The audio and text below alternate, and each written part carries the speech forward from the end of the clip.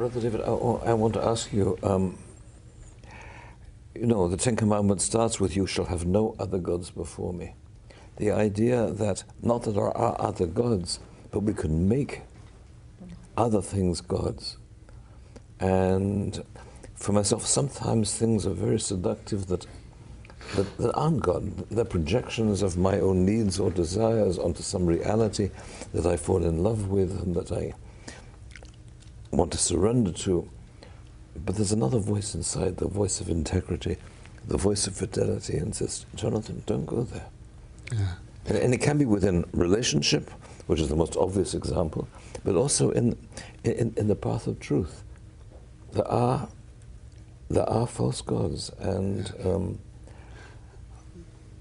I read your work, and you're seeing God in every flower and every mountain.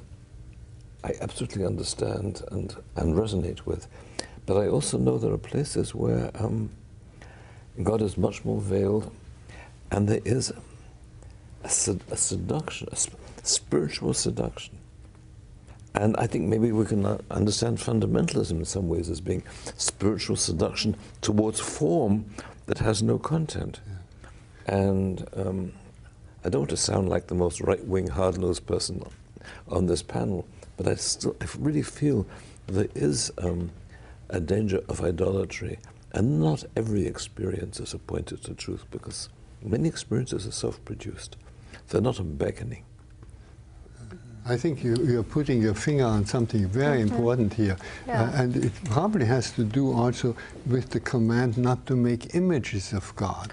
And anything that we can image, the mental images are much more dangerous than the idols that are out there. The idols out there can easily be recognized as not being God, but the mental image, just the very word God, to realize that that too is not God, it's an image, it's a word that we use for God. That's why I always feel that the only appropriate name for God is surprise, because that leaves it completely open. That it doesn't fill in the blanks.